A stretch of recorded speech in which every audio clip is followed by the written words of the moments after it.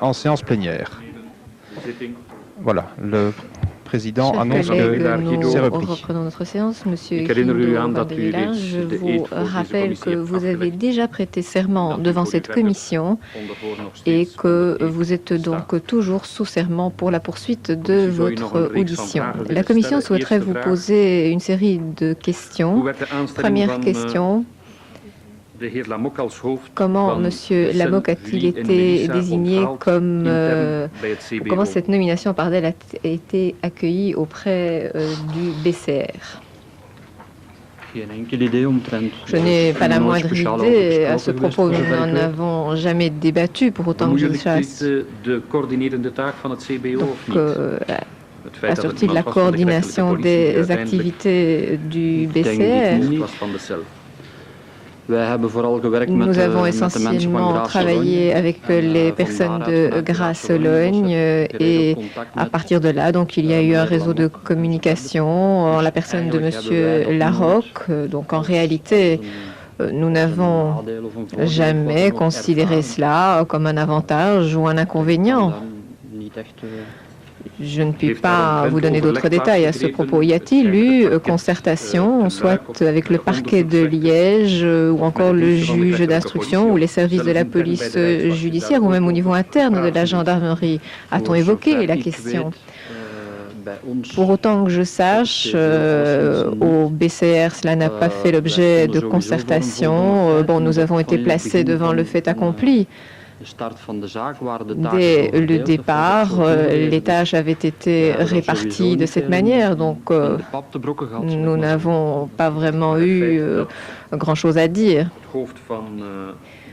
Mais le fait que le chef de la cellule appartienne à la police judiciaire, bon, dans ces conditions, comment organise-t-on la circulation des informations? Y a-t-il une autre méthode de travail prévue ou non?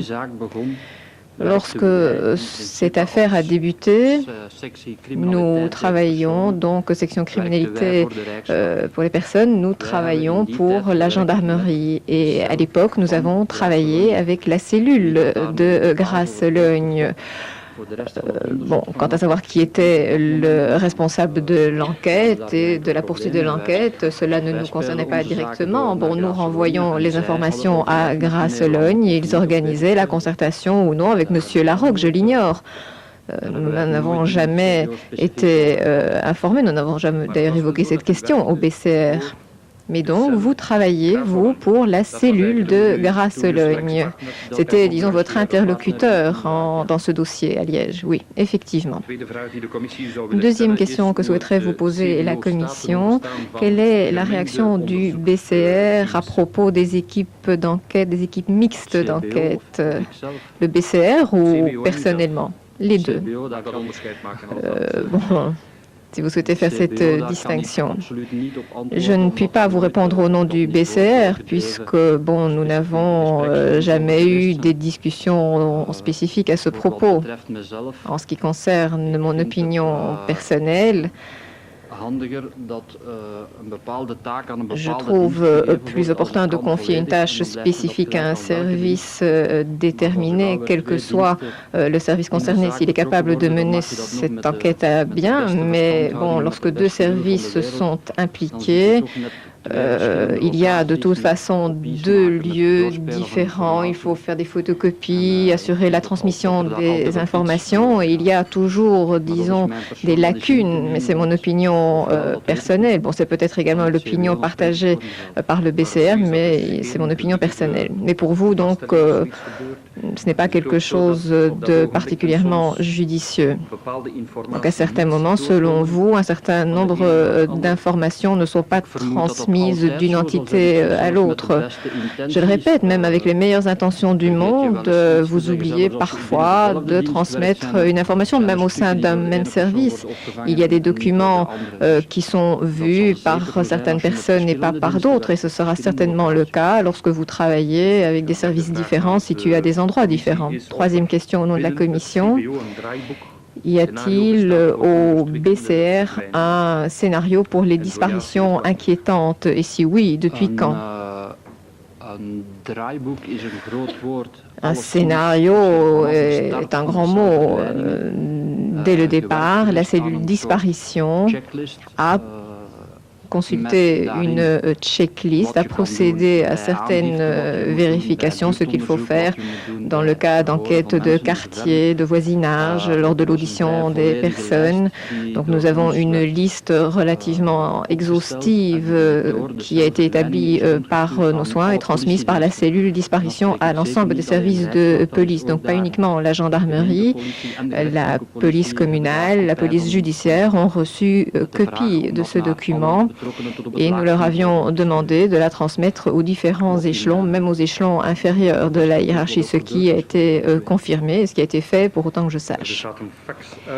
Il existe un fax émanant de la gendarmerie de Charleroi, envoyé à la cellule du BCR à Grasse-Logne. Et le BCR a-t-il eu connaissance de ce fax qui donc évoque le problème concernant Dutroux. Donc fax qui émane directement de Charleroi, M. Petens, est envoyé à la cellule BSR de Grasse-Logne. Vous parlez du fax du 7 juillet, si je ne m'abuse. Je pense que nous avons reçu copie intégrale de ce document, mais le 17 juillet, si ma mémoire est bonne. Le 17 juillet 1995, la BSR demande au BCR toutes les informations disponibles à propos de Dutroux et le 25 juillet 1995, le BCR communique l'ensemble des informations. Peut-on en déduire que la gendarmerie de Charleroi et la BSR de Seraing, voire le groupe de Grasse-Logne, était donc au courant de toutes les informations et pouvait considérer Dutroux comme un suspect dans l'enlèvement de Julie et Mélissa. Je ne sais pas ce que l'on peut en conclure. Toutes les données disponibles avaient été transmises à Grasse-Logne à la demande de la cellule de Grasse-Logne. Voilà, il n'y a rien d'autre à ajouter. Donc à vos yeux, il s'agit simplement de communiquer des informations ou bien cela va-t-il au-delà d'une simple communication d'informations? Bon, vous pouvez envoyer des informations, mais il est possible également que vous puissiez établir déjà ou percevoir un lien entre certains dossiers.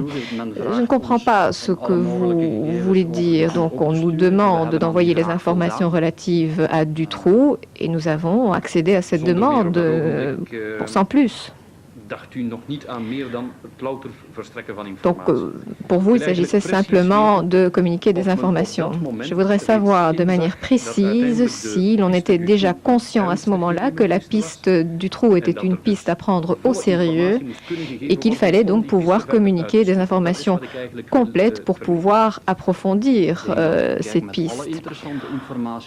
Je crois qu'il faut considérer toutes les informations de cette manière, jusqu'à preuve du contraire. Vous ne pouvez fermer aucune porte. Lorsque vous envisagez l'une ou l'autre piste, vous devez les approfondir de manière détaillée. C'est ce qui a été fait d'ailleurs dans le dossier Dutroux.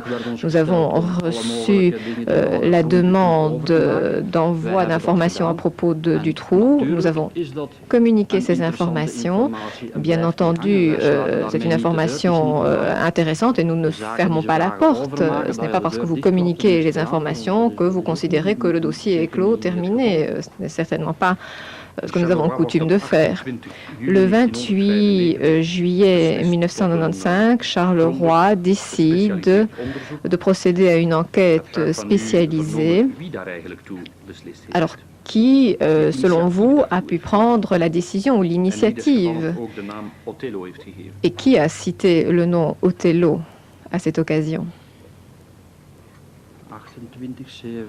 Le 28 juillet 1995, donc c'est la date qui marque le début de l'opération Othello. C'est possible. Quelqu'un a dû prendre l'initiative. À ma connaissance, à un moment donné, Monsieur Michaud est venu nous voir. Nous avons vu ce qu'il était possible de faire pour vérifier les informations. Il a été question notamment de procéder à une observation et une surveillance du trou. Il a été dit immédiatement que ce serait une opération difficile étant donné son domicile, la localisation, etc. Alors si vous me demandez qui finalement a lancé cette enquête, je ne sais pas. Je ne sais pas qui a inventé le nom Othello. En tout cas, ce n'est pas moi, si vous le jugez important. Je ne vois pas pourquoi vous ajoutez cette observation. C'est la vérité qui compte, qui est essentielle. Et je voudrais savoir qui, le cas échéant, a décidé de lancer cette opération Othello, puisque cela pourrait expliquer qui est à l'origine de cette enquête Othello. Vous dites vous-même, nous avons conseillé à Monsieur Michaud d'utiliser ce genre de technique de recherche. Je ne l'ai pas dit. J'ai dit simplement que c'était une possibilité à retenir éventuellement. Et je le répète, je ne puis pas vous dire qui a pris la décision. Vous me demandez qui a inventé le nom Othello, je l'ignore. Je ne peux pas vous répondre à cette question. Alors, je ne vois pas où j'ai commis d'erreur, mais je ne dis en aucun cas que vous avez commis une erreur. Je voudrais savoir qui décide en général de mener ce type d'enquête. Donc lorsque l'on utilise de telles techniques, qui en prend la décision et qui conduit ce type d'opération? Je ne suis peut-être la personne appropriée pour évoquer ce point, parce que dans ma cellule, nous n'avons pas généralement coutume de mener ce genre d'opération, mais donc, par exemple, une unité est confrontée à une enquête. À un moment déterminé, il apparaît qu'il pourrait s'avérer utile de recourir à des moyens particuliers, et dès ce moment, une demande est adressée au BCR, puisque c'est le BCR qui organise la coordination et qui donne l'autorisation. Cette demande peut émaner de l'unité elle-même sans contact préalable si le dossier n'est pas trop complexe. En revanche, dans d'autres cas, le BCR est préalablement informé de ces questions. Et le BCR, disons, voit en quelque sorte arriver cette requête. Donc je ne crois pas que l'on puisse dire qu'il y ait une ligne de conduite générale. Et donc lorsque la décision est prise, un code est attribué à cette opération. Le nom a parfois une origine bizarre, inconnue. Cela n'a pas grande importance. Mais lorsque vous utilisez le nom, vous savez immédiatement de quelle opération il s'agit. Vous ai-je bien compris lorsque vous dites, bon, la demande est formulée par une brigade de gendarmerie ou estime qu'il serait opportun d'utiliser des techniques particulières. La demande est envoyée au BCR par le biais d'un formulaire, je suppose, et ensuite le BCR décide. Le BCR, lorsqu'il reçoit ce type de demande, doit voir si une autre unité n'a pas formulé une demande du même type. Et ensuite, cela est envoyé à l'unité concernée, mais donc l'autorisation doit être délivrée par le BCR, mais il faudrait le demander à mon chef hiérarchique, parce que personnellement, je ne m'occupe pas de ce genre de questions. Est-ce que vous ne dirigez pas également des enquêtes au niveau du parquet? Oui, lorsqu'il y a une affaire en cours et lorsqu'il y a instruction, bien entendu, c'est le parquet qui s'en occupe. Je ne pense pas que l'on prenne des décisions sans en informer le magistrat en charge du dossier.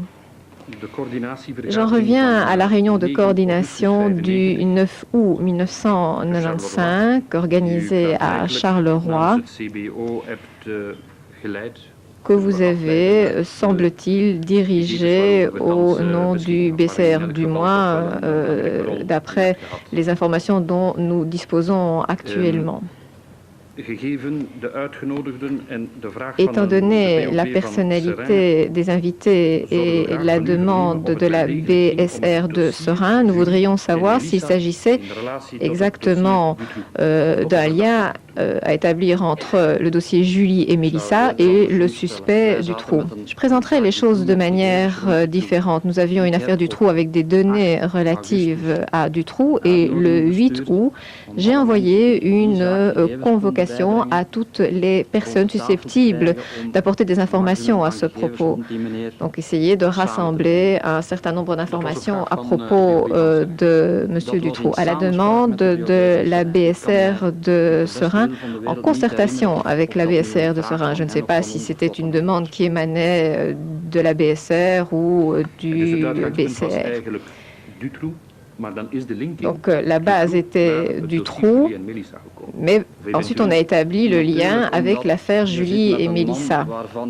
Bien entendu, vous êtes confronté à une personne à propos de laquelle vous avez toute une série d'informations. Par ailleurs, à Liège, nous sommes confrontés à la disparition de 2 fillettes. Alors, il serait, disons, insensé de ne pas envisager cette personne comme suspect dans l'affaire Julie et Mélissa. Donc, il y a effectivement un lien. Mais l'objectif de cette réunion consistait à rassembler des personnes disposant d'informations sur Dutroux. Oui, sur ce point. Il me semble que la convocation porte expressis verbis la mention objet enlèvement Julie et Mélissa et que dans le corps du texte, on convoque les membres de la réunion pour une réunion au sujet de Julie et Mélissa, entre parenthèses Dutroux. Donc l'objet principal tel que vous avez rédigé le texte, l'objet principal de la réunion, c'est Julie et Mélissa, mis en relation avec les informations sur Dutroux, et pas l'inverse, tel que les textes se présentent. Et nous sommes bien obligés, dans un dossier où on parle souvent de relations verbales, d'attribuer une certaine importance aux quelques textes que nous avons. Ja, ik heb die vraag de vorige keer ook 3 keer gehad. J'ai déjà été confronté à cette question à 3 reprises la fois dernière. Bien entendu, nous avons utilisé le titre ou l'intitulé Julie et Mélissa puisque c'était l'unique dossier dans lequel, en présence d'un auteur potentiel, vous pouviez établir un lien. Bon, nous avons utilisé cette appellation comme intitulé, mais je le répète, le but de cette réunion, et c'est dans cet esprit que j'ai envoyé la convocation. Donc le but de cette réunion consistait à réunir toutes les personnes ayant des informations à propos de Dutroux. Et si cela pouvait conduire à Julie et Mélissa, eh bien tant mieux. Mais il n'y a pas d'autres intentions cachées. Donc le BCR a assuré à partir de ce moment la coordination. Le BCR a pour mission d'assurer une coordination et dès ce moment, nous avons effectivement assumé la coordination de cette réunion. Le 17 août, pourquoi alors n'avez-vous pas convoqué M. Lamocque qui était le responsable de l'enquête à Liège? Pour autant que je sache, M. Lamocque n'était pas susceptible de nous apporter des informations intéressantes à propos de Dutroux. Sur l'invitation de la réunion, j'ai signalé donc le nom des personnes susceptibles de nous apporter des informations à propos de Dutroux. Et la BSR de Seraing était-elle présente ?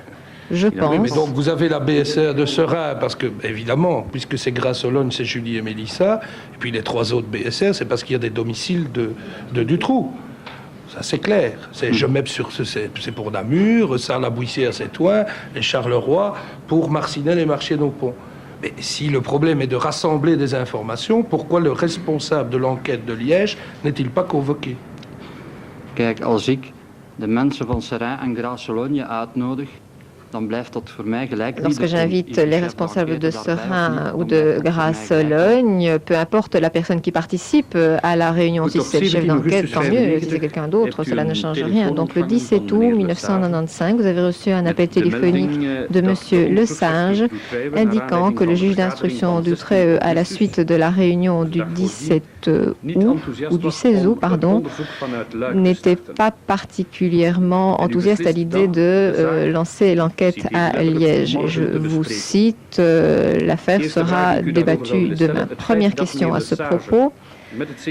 Le fait que M. Le Singe prenne contact avec le BCR implique à nos yeux qu'il juge que l'initiative doit être laissée au BCR. Partagez-vous cette opinion? Si M. Le Singe prend contact avec nous, c'est pour discuter d'un certain nombre de choses, nous communiquer certains éléments. Je ne sais pas s'il s'agit de laisser simplement l'initiative à une personne déterminée. Donc le 17 août, vous dites que vous reportiez la discussion au lendemain, à savoir le 18 août. Avez-vous alors abordé la question et quel a été le résultat de ces discussions? Effectivement, nous avons évoqué la question. Avec qui, vous en souvenez-vous? Le capitaine Boule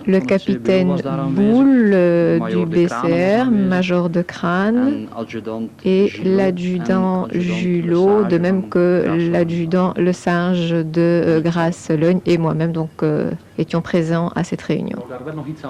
Vous souhaitiez ajouter quelque chose? Non, je voulais simplement indiquer que j'étais également présent à cette réunion. Vous avez dit, je voudrais ajouter quelque chose à propos de la réunion, contenu de cette réunion. Lorsque j'étais interrogé la première fois par le comité P à la suite de cette lettre du 17 août 1995 et de l'entretien avec l'adjudant Le Singe, on m'a demandé un rapport de cette réunion du 18. J'étais incapable de répondre à cette question puisque j'ignorais s'il y avait eu un rapport rédigé à propos de cette réunion. Et bon, nous avons retrouvé également le document du 17 à la suite des événements et en procédant à la recherche d'un certain nombre d'éléments.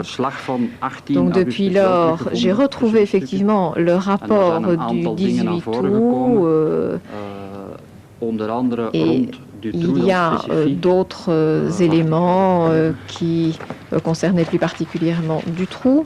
Si vous permettez un instant, je vais rechercher le document en question.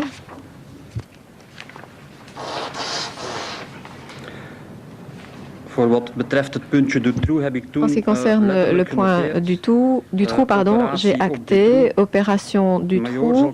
Le major prendra contact avec Charleroi pour accélérer la procédure et pour donner davantage d'ampleur à cette opération. Voilà ce que j'ai noté précisément à cette occasion. Le reste était des points qui concernaient d'autres éléments. La question se pose des questions à propos des techniques utilisées et qui ont, disons, freiné la diffusion d'un avis de recherche, alors que dans l'affaire Dutroux, il y avait déjà énormément de données allant dans un sens déterminé, donc des pistes de recherche de cette valeur, et Grasse-Logne n'en disposait pas à ce moment-là. Donc vous me demandez pourquoi vous avez donc demandé un avis de recherche non urgent. La question a déjà été posée à plusieurs reprises, j'en suis conscient, monsieur, mais pour nous, c'est une question essentielle. Alors, je vais faire une nouvelle tentative. Sur la base des données dont nous disposions, je pense qu'il faut essayer de se replacer dans le contexte de 1995. Il n'y a pas de connaissance préalable, donc nous essayons effectivement de nous remettre dans le contexte de 1995. Alors en 1995, sur la base des informations dont nous disposions à propos propos du trou. Mais manifestement, ces informations n'étaient pas suffisantes pour poursuivre l'enquête. Donc vous essayez dans ce cas de rassembler, de collecter davantage d'informations ou d'exploiter, de confirmer les informations dont vous disposez. Nous en arrivons à ce fameux avis de recherche non urgent. Pourquoi? Eh bien, c'est le titre d'un document destiné à rassembler des informations à propos de quelque chose ou d'une personne. Quelle est la différence avec un avis de recherche urgent? Un tel avis est utilisé pour rechercher rapidement un véhicule, un objet identifiable, donc introduire ces données dans l'ordinateur pour pouvoir procéder à un contrôle à l'échelon national. Un avis de recherche non urgent est utilisé, par exemple, dans le cas d'un accident de la circulation avec mort d'homme, délit de fuite, donc vous n'avez pas d'informations à propos du conducteur. Et dans ce cas, vous allez envoyer un avis de recherche non urgent dans le pays pour voir si un véhicule de telle marque peut être recherché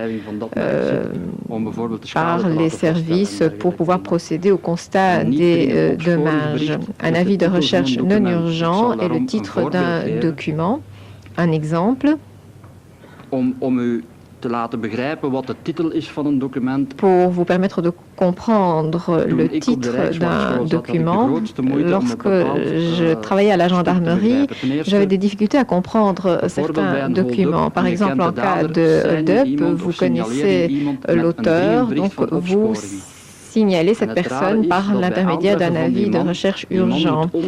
Et ensuite, lorsque cette personne a été arrêtée, bien, il est supprimé des fichiers de recherche par le biais d'un document qui porte un autre titre. Donc quelqu'un... bon, c'est peut-être illogique, mais enfin, de toute façon, c'est le titre du document, et d'où le titre « Avis de recherche non urgent ». Que cette affaire ait un caractère urgent ou non, cela n'intervient pas, c'est simplement, je le répète, le titre du document utilisé pour recueillir ce type d'informations. Bon, c'est une explication qui ne varie pas, si ce n'est que dans ce cas, nous avons un certain nombre d'informations pertinentes à propos du trou qui auraient dû entraîner d'autres méthodes de travail parce qu'il y a une accumulation des informations obtenues par le biais d'indicateurs et signalées par la gendarmerie de Charleroi.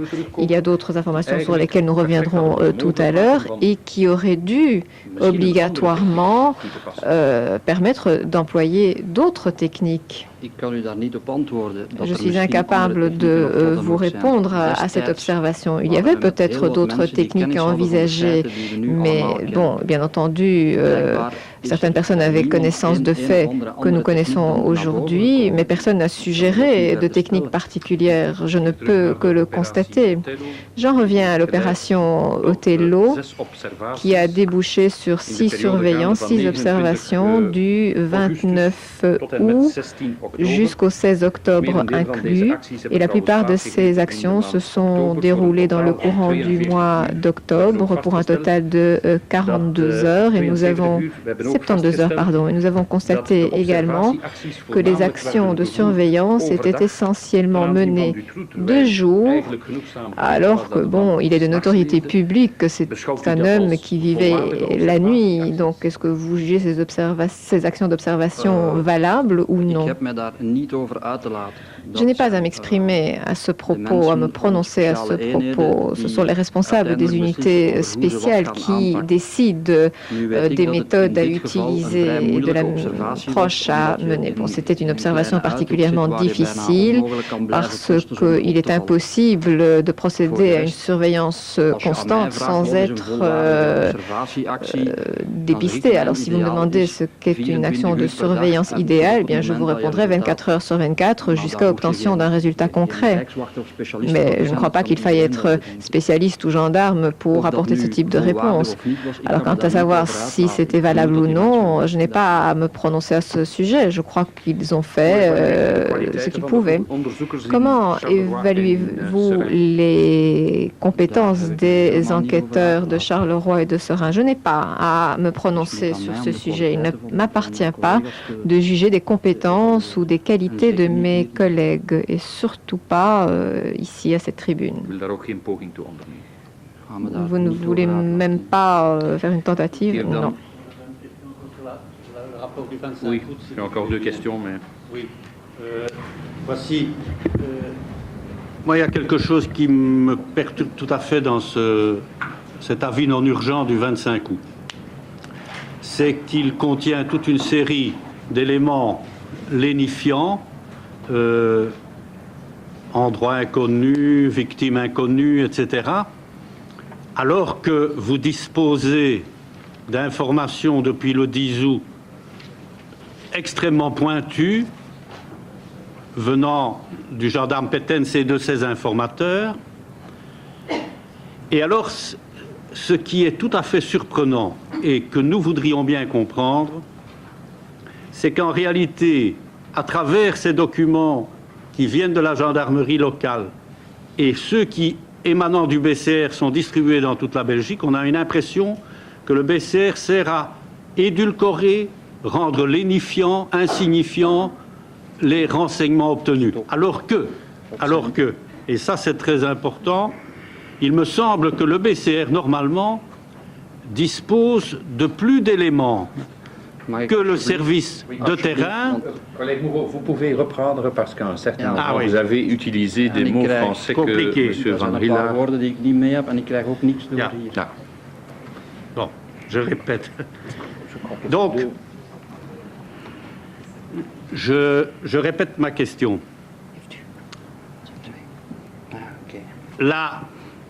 L'avis non urgent du 25 août contient une série d'indications tout à fait édulcorées par rapport aux informations dont dispose la gendarmerie à l'initiative de la gendarmerie locale. On parle dans l'avis non urgent de victimes inconnues, lieux inconnus, etc., alors que vous avez des informations extrêmement précises dans les rapports internes de la gendarmerie de Charleroi vers Grasse-Sologne, dans le rapport de M. Pettens sur ses informateurs depuis le 10 août, vous savez toute une série de choses extrêmement précises. Et ce que je ne parviens pas à comprendre, c'est que le BCR, à partir de là, fabrique une information à l'intention des brigades du pays tout à fait lénifiante, qui diminue l'importance de l'information, qui la rend presque sans sensibilité, au point que les gens qui sont sur le terrain en train de s'occuper d'un EF n'en aperçoivent pas du tout la pertinence. Et alors que, en fait, au BCR, vous devriez avoir plus d'éléments qui vous permettent de rendre l'information encore plus aiguë. Pourquoi? Parce que vous avez les informations, d'une part, de M. Pettens, les constatations des informations qu'ils ont reçues, mais vous devez aussi avoir au BCR tous les antécédents de Dutroux, tout ce qu'il a fait en 85-86, et vous devez donc être capable de mettre ensemble une série d'informations et donc de leur donner encore plus de pertinence dans le fait que, plus que probablement, on a affaire là à un suspect majeur qui a tout le passé qui le rend suspect et en plus des informations de toutes fraîches, puisqu'on parle d'un coup de juin 95, toutes fraîches, qui, venant s'ajouter à ce passé, doivent rendre le BCR particulièrement attentif. Or, le BCR va, on a cette impression, complètement écraser l'enquête et rendre toute l'information sans intérêt et sans objet. Alors, je voudrais comprendre le rôle que vous avez joué à ce stade et comment vous pouvez justifier cette situation étonnante, surprenante.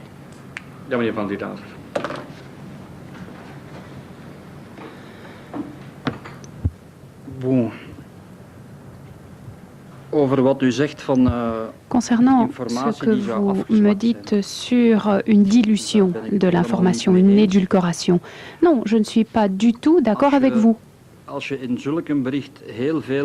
Si, dans un avis de ce genre, vous fournissez des informations très détaillées pour les gens du terrain, ils ne vont réagir que sur ces points de détail. Or, dans l'affaire du trou, nous voulions obtenir un maximum d'informations. Alors, si l'avis est rédigé de façon assez vague, à dessein ou non d'ailleurs, ça c'est un point sur lequel je préfère ne pas me prononcer, ça ce sont vos termes, monsieur, si cet avis est déjà rédigé de façon vague, la tendance naturelle de la rédaction d'ailleurs de ces avis est telle, notre but c'est d'essayer d'obtenir un maximum d'informations. Et l'homme du terrain qui reçoit des renseignements extrêmement précis va se concentrer sur ces points précis uniquement. Alors que si on lui donne des indications assez vagues, cet homme du terrain va réunir toutes les informations qui peuvent concerner ces informations assez larges. Donc voilà pour votre première remarque sur l'édulcoration de l'information. Maintenant, victime inconnue, c'est ce que vous me dites. Pour autant que je le sache, à l'époque, il n'y avait aucune victime connue de Dutroux. Je vous l'ai dit, nous considérions Dutroux comme un auteur potentiel dans le cadre des affaires Julie et Mélissa, mais à l'époque, nous n'avions pas de victimes dans ce cas-là. Vous parlez également de Anne et Eefje. La disparition de Anne et Eefje se situe juste après la distribution de l'avis de recherche non urgent. Donc je dirais que c'est une remarque qui ici n'est pas pertinente.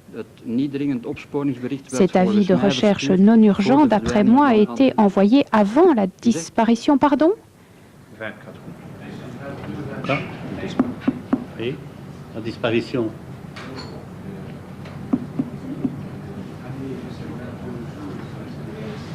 C'est du 25. Hein?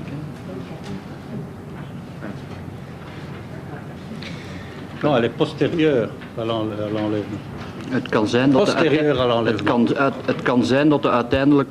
Il est possible que l'envoi effectif du document ait été effectué après la disparition, mais en tout cas, certains documents ont été rédigés avant la disparition. Toujours dans la même veine. Même s'il n'y a pas un lien direct avec la question qui vient d'être posée, donc vous nous dites que vous cherchez à obtenir certaines informations au sujet de Dutroux, mais nous constatons également qu'au mois de novembre 95, et jusqu'à 3 reprises au mois de décembre 95, vous recevez des procès-verbaux de La Louvière qui contiennent des informations relativement précises.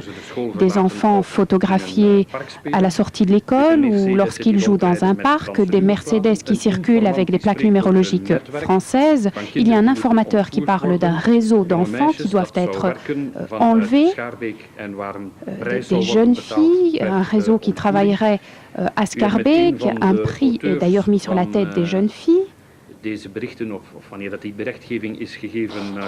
Vous avez même eu des contacts avec un des auteurs de ce genre de documents. Alors comment est-ce que vous avez évalué cette information et comment y avez-vous réagi? Qu'est-ce que vous avez fait avec cette information vis-à-vis de Liège? Vous utilisez toujours les termes information très précise. C'est vrai dans la mesure où vous étudiez la situation avec les informations dont vous disposez aujourd'hui. Là, c'est très précis, c'est vrai, mais à l'époque, ça l'était beaucoup moins, première chose. Deuxième chose, ces informations de La Louvière. Là, je pense que le BCR a très bien assumé sa fonction de coordinateur. Nous avons reçu ces informations, si je ne m'abuse, de la part de M. Dubois, des services de police de La Louvière, et un de mes collègues a reçu ces informations et il a constaté qu'il y avait de grandes similitudes entre ce que disait ce monsieur et ce que nous savions au sujet de Dutroux. Il a d'ailleurs cité le nom. Nous avons donc demandé à ces personnes de prendre contact avec la BSR de Charleroi, parce que c'est là que le dossier complet au sujet de Dutroux était disponible. À La Louvière, il y a un certain nombre de détails qui étaient mentionnés et qui n'avaient pas encore été présentés auparavant, et nous nous sommes donc demandé s'il s'agissait de la même situation ou non. Nous nous sommes demandé s'il y avait un deuxième, un troisième ou même un quatrième informateur, ou est-ce que le responsable de la Louvière a obtenu l'information de la part du même informateur que Charleroi, par exemple. Donc ce sont des questions que nous avons posées. Nous avons dit à nos collaborateurs, prenez contact avec ces personnes et voyez quels sont les points de similitude. Et je crois d'ailleurs que ces contacts ont eu lieu, je crois que ces personnes se sont retrouvées. Vous n'avez pas jugé utile de communiquer ces informations à Liège. Et lorsque je dis Liège, je vise le juge d'instruction à Liège. Écoutez, il s'agissait là d'informations qui nous venaient de la Louvière. Et pour nous, il s'agissait donc d'informations qui concernent Dutroux. Alors où est-ce que l'on trouve tous les éléments concernant Dutroux? À Charleroi.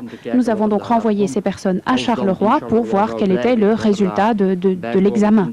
Si maintenant à Charleroi, il devait s'avérer qu'il y avait du matériel très important, je suppose que ces informations seraient automatiquement arrivées jusqu'à Grasse-Sologne et à Liège. À l'instar de celle du 9 août, mais cette fois-ci avec la BCR de la Louvière et pourquoi pas celle de Bruxelles puisqu'on parle de Schaerbeek. Je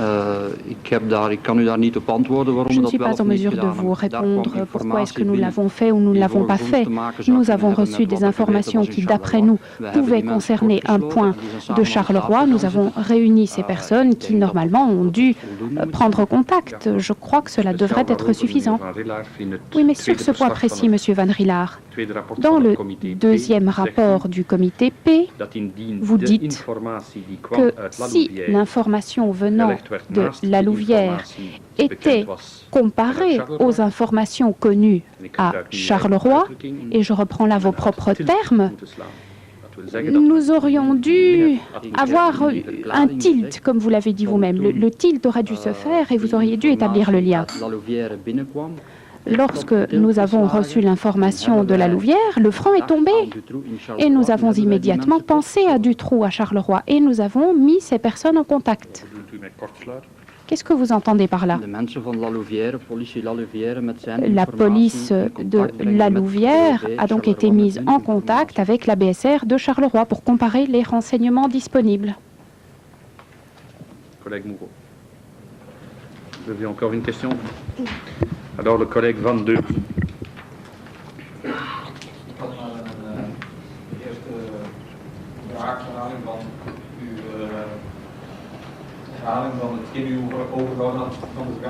Vos interprètes sont désolés, mais le micro ne semble pas fonctionner. Nous n'entendons pas l'orateur. Désolé.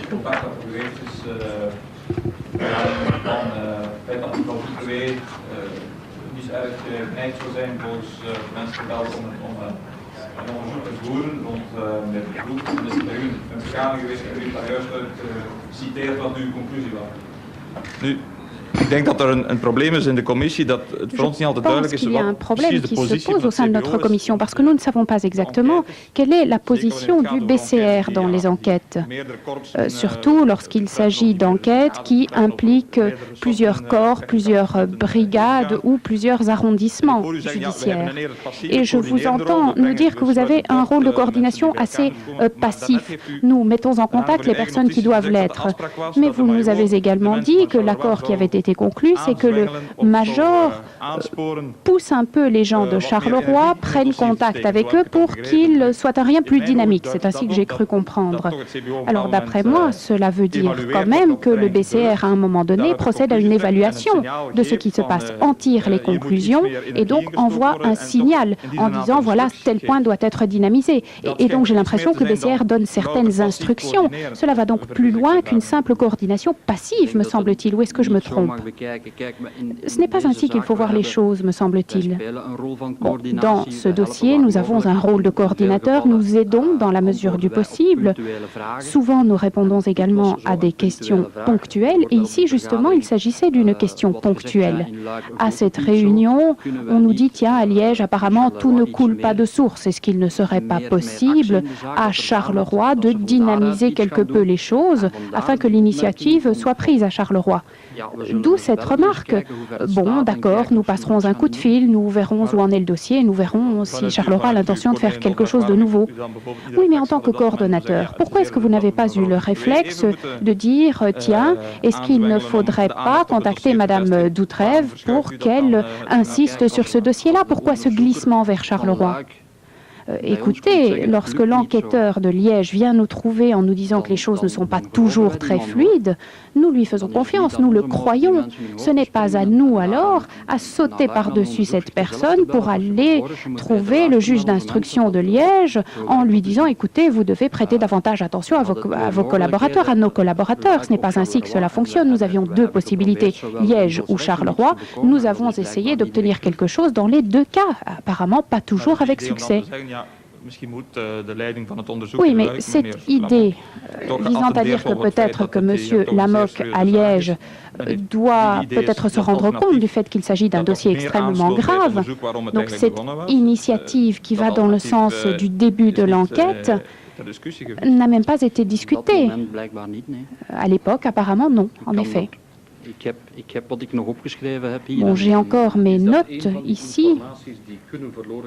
Est-ce qu'il s'agit d'une de ces informations qui peuvent se perdre, vous l'avez dit il y a quelques instants, dès le moment où l'on constate que les services de gendarmerie fonctionne alors que le chef de file de l'enquête relève de la police judiciaire. Vous nous avez dit que dans les cas d'une coopération entre deux services, il y a certaines informations qui risquent de se perdre. Est-ce que c'est vrai ici aussi? Je crois que cela n'est pas très pertinent dans le contexte de cette réunion-ci. Donc, si M. Lamoque avait été constaté, cela n'aurait rien changé, d'après vous. À l'époque, non. Donc, ce serait de toute façon Charleroi qui aurait été contacté pour poursuivre l'enquête. Oui. Madame Peters et Monsieur Eerdekens. Président, je souhaitais revenir quelques instants à cet avis de recherche non urgent. L'objectif de cet avis, c'était bien d'obtenir sur la totalité du pays des informations sur Dutroux. Alors, à côté de ces informations reçues de la Louvière, est-ce que vous avez reçu des données de la part d'autres services de gendarmerie? Je n'ai pas l'impression qu'il y ait des renseignements utiles qui nous soient parvenus, non. Ce que nous pouvons lire dans le dossier du parquet de Bruges, c'est que la gendarmerie a en effet reçu cet avis de recherche. Je vous avoue que je ne me souviens plus très bien de la date précise, mais que le parquet a été informé. Mais apparemment, la gendarmerie est partie du principe que cet avis n'était pas urgent. Cela a été donc classé, mais les services concernés estimaient qu'il s'agissait d'un avis non urgent. C'est peut-être gênant, non? Je ne suis pas d'accord avec ce que vous dites. Si les services urgents, les services de gendarmerie, pardon, ne bougeaient pas parce qu'ils avaient l'impression que ce n'était pas urgent. Non, je pense que chaque service de gendarmerie sait très bien ce que couvre cet avis de recherche, qu'il soit urgent ou non. Oui, mais le parquet a quand même estimé qu'il ne fallait pas réagir de façon urgente, après concertation avec la gendarmerie. C'est ce qu'a dit Bruges. Ça, ce n'est pas à moi à l'évaluer. Oui, mais est-ce qu'il ne serait pas possible d'utiliser une terminologie plus claire? Oui, parce que vous nous dites quand même que le terme non urgent a été utilisé, non? Oui, mais est-ce que ce n'est pas cela qui explique le manque d'informations que vous avez reçues? Non, non, je ne pense pas. Parce que toute personne qui dispose d'informations à ce sujet, quel que soit le titre utilisé pour couvrir l'avis de recherche, va nous envoyer les informations. Je ne vois vraiment pas pourquoi ces personnes ne réagiraient pas. Monsieur Eerdekens. Monsieur le Président, je souhaiterais poser quelques questions à Monsieur Van Rieler. Donc, si je comprends bien, Monsieur Van Rieler au BCR, donc, vous êtes des analystes, vous êtes donc un des cerveaux du BCR chargé d'analyser les informations reçues, et vous provoquez une réunion le 9. Et là, M. Gillot, M. Lesage vous disent que Mme Doutrève n'est pas très réceptive à l'égard de la piste du trou. Alors pourquoi un homme d'expérience? Ik wil nog even benadrukken dat ik op die vergadering van de 9 Je voudrais zelf quand même niet aanwezig signaler was. qu'à la réunion du 9, je n'étais pas personnellement présent, je vous l'ai déjà dit. C'est un autre Van Riller. Oké. C'est ça. Alors, à votre estime, pourquoi le 9, votre collègue, M. Van Riller, ne suggère-t-il pas, lui qui dirige cette réunion, que vous avez suscitée, puisque l'invitation émane de votre part, que cette réunion concerne bien Julie et Mélissa, sans quoi nous n'aurions pas les Liégeois qui seraient là? Je peux proposer que nous suspendons Ah oui, d'accord. la Oui, c'est juste, on séance va les et que voter. nous reposons cette question. Wij hebben nu een stemming, meneer Van Riller, die Nous devons voorzien is in maintenant het aller halfrond. Wij voter hebben en tot op heden plénière doorgewerkt à zonder l'hémicycle. aan de bespreking. Loi qui règle au moins temporairement le problème de la responsabilité pénale des ministres, loi dite Di Rupo, et qui était négociée la semaine dernière. Et donc on reviendra en commission après que les députés aient pu voter cette fameuse loi.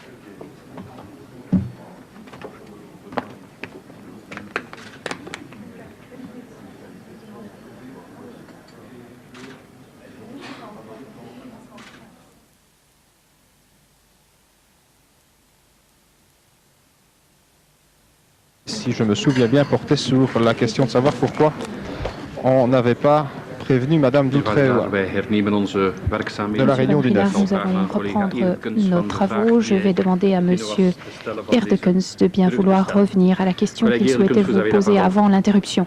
Quelques questions, Monsieur le Président. La première concerne votre travail au BCR, où votre collègue Van Riller, qui sera présent à Charleroi, et vous-même, vous assurez une coordination, en provoquant cette réunion, puisque vous signez une invitation pour diverses BSR, et c'est incontestablement, personne ne peut le lier à Dutroux et à Julie et Mélissa.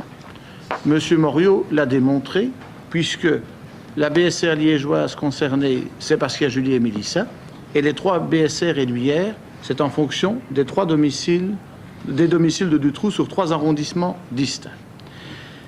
Cela étant, en fonction de ce qui vous revient comme information devant ce qu'on prétend être la passivité ou l'indifférence de Madame Dutreuil, pourquoi diable, vous et votre collègue Van Riller, ne suggérez-vous pas à Grasse-Sologne d'adresser un rapport complet par écrit à la juge d'instruction Dutreuil, reprenant l'ensemble des informations dont vous disposez à la date du 9 août et qui seront d'ailleurs confortées par des éléments supplémentaires le 10 août dans un rapport de Petens. Pourquoi diable ne suggérez-vous pas cela à Grasse-Sologne, un rapport écrit au juge d'instruction pour la mettre devant ses responsabilités? Ja, meneer Van Riller. Op de vraag waarom wij iets niet gedaan hebben, daar kan ik u moeilijk op Répondre à antwoorden. une omdat question, daar pourquoi est-ce que nous n'avons geen pas specifieke fait reden cela? voor is. J'ai du mal à répondre parce qu'il n'y a pas de Op raison dat moment spécifique. zaten wij, zoals ik al zo dikwijls heb À ce verklaard, moment-là, je l'ai déjà met déclaré à plusieurs te weinig reprises, geverifieerde elementen nous in die zaak disposions om daar d'un nombre informatie insuffisant d'éléments daarop vérifiés te vangen. dans ce dossier pour Wij pouvoir wilden véritablement meer réagir concrete sur la base de gegevens cette en wij hebben information-là. getracht die Nous avions gegevens besoin de hard te maken. davantage d'informations Nu, vérifiées. het is niet aan ons om, zoals ik straks ook al Maintenant, gezegd heb, et je l'ai met, dit déjà mevrouw plus Dutreuil tôt, te onderhandelen ce n'est daarover. pas à nous à Dat hebben wij négocier avec overgelaten Madame in het volste Dutreuil. vertrouwen aan onze collega's van Nous avons fait Grasse-Sologne, confiance à nos collègues hoe zij de dat Grasse-Sologne. aangepakt hebben, Maintenant, comment met welke energie eux of niet, ont-ils of wel, daar abordé kan ik cette u question? moeilijk Avec op quelle antwoorden. énergie, quelle passivité ou non? C'est difficile de répondre. Madame Dutreuil, semble-t-il, n'a à l'égard d'aucun autre suspect autant d'éléments que ceux déjà figurant dans le fax de Petens à Grasse-Sologne du 7 juillet. Puisque dans ce fax, qui est incontestablement lié à Julie et Mélissa, sinon il ne serait pas envoyé à Grasse-Sologne, il est fait état, de Dutroux, qu'il aménage, qu'il fait des travaux dans ses caves pour y loger des enfants en vue de les expédier à l'étranger, et qu'il a plusieurs résidences, et que de surcroît, il a des antécédents d'enlèvement d'enfants. C'est déjà pas mal, non? Vous êtes d'accord? C'est déjà pas mal en rapport. Vous êtes avisé, vous, votre collègue, s'est adressé au BCR le 17 juillet, disparition des enfants Lejeune Julie et Rousseau Mélissa, et la BSR de Seraing et la brigade de Grasse-Sologne vous demandent des renseignements sur Dutroux. Ça veut dire qu'ils ont considéré que Pettens avait fourni une information capitale, non? Si je poursuis, je constate que le 25 juillet, le BCR envoie au commandant de district de Seraing une réponse à sa demande de renseignement. C'est que c'est une information appréciable, non? Et qu'est-ce qu'on voit? Que le 7 août 95, Monsieur Lesage transmet à votre attention un fax, puisqu'il vous est destiné BCR, transmission de renseignements concernant Marc Dutroux, et il vous adresse les renseignements concernant l'intéressé. Et c'est à la suite de cela, et de l'entretien que vous avez avec Michaud, que vous envoyez le 8 août une invitation pour la réunion du 9 août. Et le 10, M. Pettens fournit des informations essentielles, puisque là, il donne plus de précisions sur l'indicateur appelé Y, notamment sur le fait que Dutroux propose un prix de 100 à 150 000 francs pour enlever un enfant, et qui plus est, cet informateur de M. Pettens a exprimé que fin juin 1995, Dutroux avait proposé de faire le guet lors d'un coup à cet informateur. Et c'est malheureusement fin juin qu'on enlève le 24 juin Julie et Mélissa. Alors, est-ce que ceci ne suffit pas pour ordonner, je dirais, une instruction autre que faire un rapport Othello? Est-ce qu'objectivement, vous n'avez pas à ce moment-là tous les éléments sur un plateau d'argent, d'autant plus, élément décisif, dans ce rapport du 10 août, M. Pettens cite Weinstein, c'est assez extraordinaire, et cite la Ford Fiesta bleue, ancien modèle, qui est celle qui vraisemblablement servira à enlever les enfants, et qui n'est pas la Peugeot 205 vers laquelle on s'orientera à un moment donné, parce que si on entend le témoignage de cette personne qui a vu une voiture, d'une voiture qui ressemble à une Peugeot 205. Donc vous avez tout. Vous avez Weinstein, ben oui, c'est Weinstein. Cette Fiesta, c'est celle de Weinstein, c'est établi dès le 10 août. Alors pourquoi diable ne pas avoir communiqué cela à Madame Doutrève? Écoutez, pour autant que je le sache, tout ce que vous nous lisez maintenant a été communiqué, pour autant que je le sache, par nos collègues de Liège à Liège et par nos collègues de Charleroi au parquet de Charleroi. Non, mais je vous ai dit, pour autant que moi je le sache, ces informations ont été communiquées. Non. Ça, c'est là le problème, c'est que vous avez ici des informations cruciales. Il suffit, ce sont des informations traitées entre gendarmes, BCR et diverses BSR. Il n'y a, à notre connaissance, aucun transmis écrit, d'ailleurs ce n'est déclaré par personne, de la BSR ou d'une BSR à l'attention du parquet de Liège ou de Madame la juge d'instruction d'Outré. Personne ne le dit au sein de la gendarmerie ou des BSR. Pourquoi, à votre estime, ne pas avoir fait un rapport écrit dès lors que l'on dispose d'informations aussi sensibles? Je le répète, pour autant que je le sache et pour autant que je le savais à l'époque, l'information avait été communiquée au parquet. Oralement ou non, je ne le savais pas à l'époque. Bon, apparemment, la communication s'est faite de façon orale, pas écrite, mais ce n'était pas à moi à en juger à l'époque. Pour autant que nous en étions informés au sein du BCR, le parquet de Liège et de Charleroi avaient été informés. Et ce n'est pas à nous à donner les renseignements qui, en principe, sont déjà connus. Moi, je ne comprends pas. Voilà des informations essentielles. Est-il de tradition au BCR ou dans les BSR, dans un dossier à l'instruction, et dès lors que l'on a des informations cruciales, de ne pas faire de rapport écrit? C'est l'habitude? Bon, tout d'abord, que ces informations soient essentielles, c'était difficile à déterminer à l'époque, c'est évident aujourd'hui, mais pas à l'époque. Deuxièmement, vous nous dites qu'un dossier à l'instruction, c'était le cas pour le dossier Julie et Mélissa, ce n'était pas le cas pour Dutroux à l'époque. D'après vous, oui. Pour vous, c'est certain, vous posez des questions, j'y réponds. Vous me dites qu'il existait un lien. Pour vous, c'est peut-être évident. Pour moi, je peux vous dire qu'à l'époque, il n'y avait pas de lien direct, il n'y avait pas d'information concrète. Et je pense d'ailleurs qu'aujourd'hui, dans les mêmes circonstances, si vous deviez recevoir les mêmes informations, vous disposeriez toujours de renseignements insuffisants pour rentrer chez cette personne. En relation avec l'enlèvement. Vous ne pouvez pas oublier que nous procédons à l'évaluation de ces informations en 95. Donc, au moment où l'on attire davantage l'attention sur la loi sur la vie privée, l'élaboration des bases de données, etc., c'est une optique très différente de celle que nous adoptons aujourd'hui.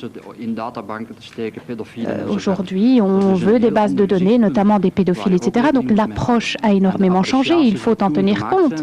Mais les évaluations qui ont été faites à l'époque se sont faites sur la base des renseignements que nous avions à l'époque. Mais pas avec toutes les informations que nous connaissons aujourd'hui. Vous parlez sans cesse d'informations très précises, d'événements très précis. Tout cela s'est révélé très précis, c'est vrai, a posteriori. Alors, a posteriori, tout ça c'est très facile, mais au moment même, c'est loin d'être évident. Diable, oui. Je veux bien admettre, il faut regarder, on est à l'époque en 95, mais pourtant, quelques semaines plus tard, et d'ailleurs vous le déclarez au comité épais, vous dites, nous avons eu un contact avec Dubois sur l'histoire de la Louvière, à l'occasion du fait qu'il avait rencontré un informateur. Dans ce cadre, il décrivait un modus operandi qui tout de suite faisait tilt chez nous, dans le sens que ça correspondait avec la façon d'opérer de Marc Dutroux. Alors vous nous avez dit tout à l'heure, vous mettez en contact avec Charleroi. Donc ça se passe fin 95, janvier 96.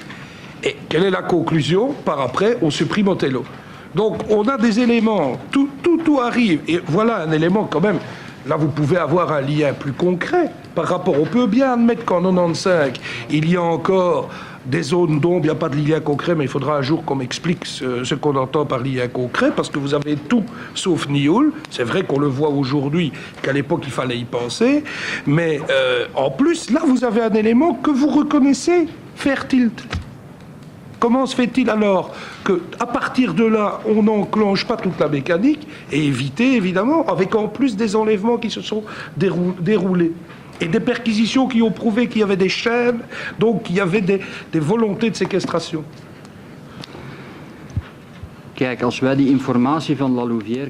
Lorsque nous recevons ces informations de la Louvière, il est toujours possible qu'il s'agisse du même indicateur ayant alimenté M. Pettens et M. Dubois à la Louvière. Ça, nous ne pouvons pas le déterminer à ce moment précis. Et c'est pourquoi nous demandons à ces personnes de prendre contact avec Charleroi pour voir qui peut obtenir un type d'information précise.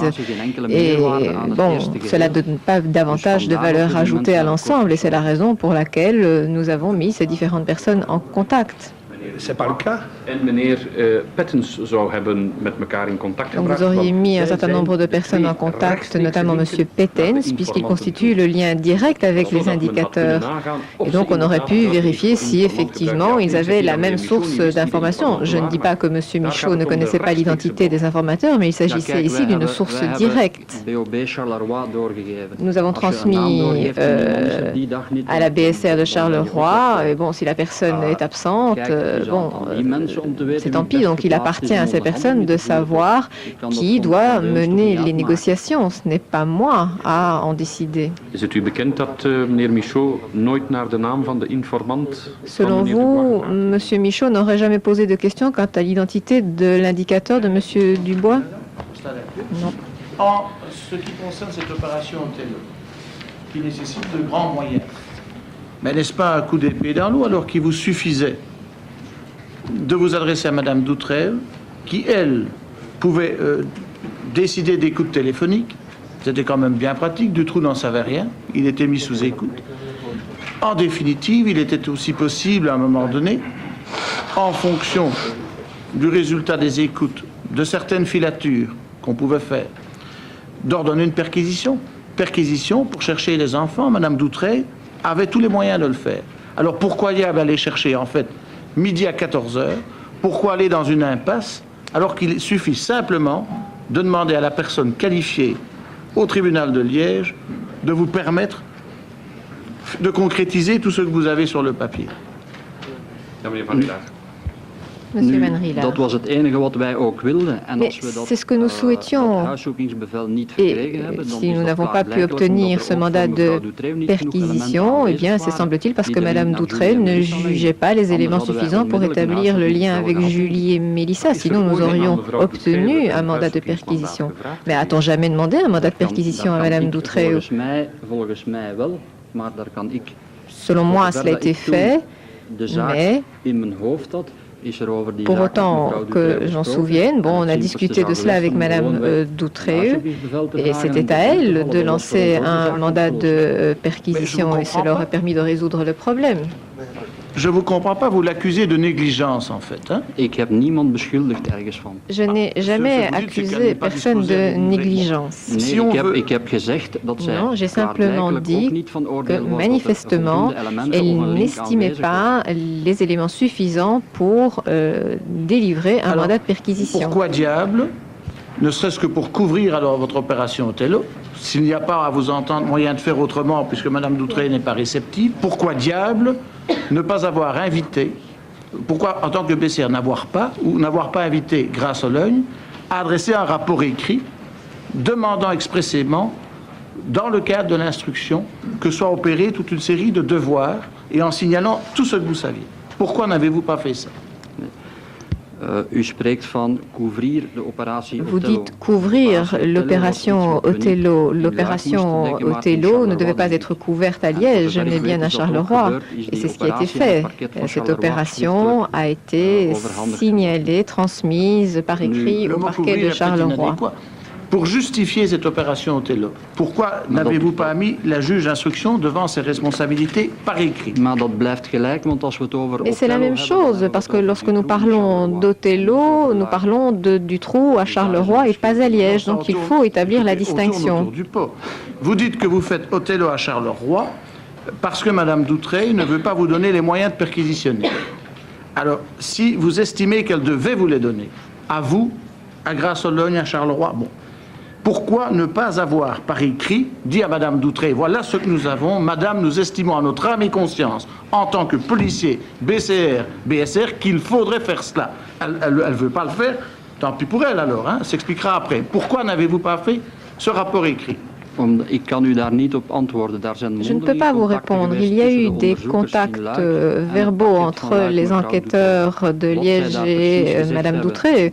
Ce qui a été dit à l'occasion de ces entretiens, il faudra le demander à ces personnes, mais je ne peux pas vous indiquer pourquoi on n'a pas rédigé un document déterminé alors que cela a été débattu entre ces personnes. C'est à eux de répondre à cette question, pas moi. Vous savez parfaitement que le chef d'enquête, c'est M. Lamoc, que vous n'avez jamais convié. Et pourquoi pas M. Lamoc? Pourquoi pas un coup de fil? Parce que je n'ai jamais eu de contact avec M. Lamoc. Donc, nous avons nos contacts avec la cellule de gendarmerie chargée de l'affaire Julie et Mélissa à Grasse-Ologne et automatiquement, nous pensions qu'en cas d'éléments importants, eh bien, cela a été communiqué à M. Lamoc. Je voudrais revenir un instant sur ce point. Si je ne m'abuse, au début du mois de septembre, Mme Doutré vous a téléphoné. Disons, de manière générale, c'est ainsi que vous vous êtes exprimé la fois dernière. J'ai constaté qu'elle envoie une lettre le 19 septembre, lettre dans laquelle elle demande des précisions à propos de la méthode de coopération. Alors pourquoi cette lettre n'a-t-elle pas été utilisée pour lui communiquer l'évolution du dossier à Charleroi?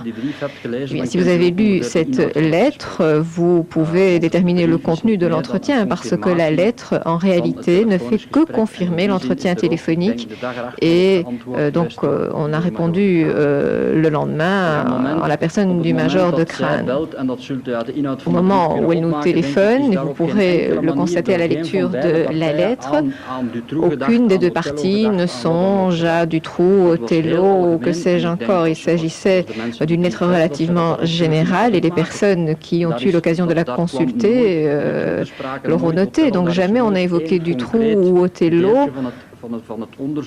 Donc aucun élément concret de l'enquête n'a été mentionné dans cette lettre, ni d'autres personnes étroitement associées à ce dossier. Pour moi, cette lettre du 19 septembre 1995 n'est pas qu'une simple confirmation de l'entretien téléphonique, puisque d'une manière relativement précise, elle demande la coopération dans l'enquête qu'elle mène. Et donc il n'y a aucun doute à ce propos. Il s'agit bien de l'enquête Julie et Mélissa.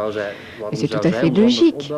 Pourquoi sinon nous téléphonerait-elle s'il ne s'agit pas de son enquête? Oui, mais je le répète, de manière précise, lorsqu'elle demande la coopération, eh bien, il aurait été simple de transmettre les informations détenues à Charleroi à Madame Doutré. Non, parce que l'on n'a jamais envisagé autre chose à ce moment-là. Madame Herzé. Mes questions porteront aussi sur le nom du 9 août parce que moi je considère que ça a conditionné le restant de l'enquête et peut-être son échec. Je dis probablement, mais ça ce sera à vous d'apprécier. Alors vous avez, Monsieur Van Rieler, convoqué vous-même cette réunion du 9 août et vous avez invité uniquement les représentants des BSR. On est bien d'accord? Bon. Et vous avez dit, je n'ai empêché personne d'inviter d'autres membres, notamment la BSR de Serein pouvait inviter Monsieur Lamoque. Est-ce que vous avez clairement mandaté la BSR de Serein pour inviter la police judiciaire? Et je rappelle que Lamoque était quand même chef d'enquête, ou est-ce que c'était simplement un vœu pieux ou bien un souhait?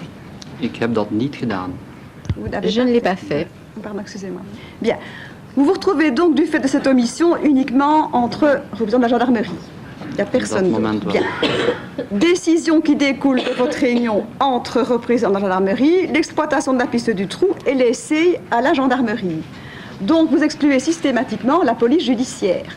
De quel droit, à quel titre, avec quel imprimatur vous avez décidé d'office d'exclure la police judiciaire qui avait la charge de l'enquête et M. Lamoque est en rapport direct avec Mme Doutré. Vous avez donc délibérément écarté la police judiciaire lors de cette réunion. C'est tout à fait inexact. Je n'ai jamais à dessein exclu la police judiciaire de l'enquête. Dès le départ de l'enquête, je n'ai pas eu le moindre contact avec la police judiciaire. Je n'ai pas envoyé le moindre document.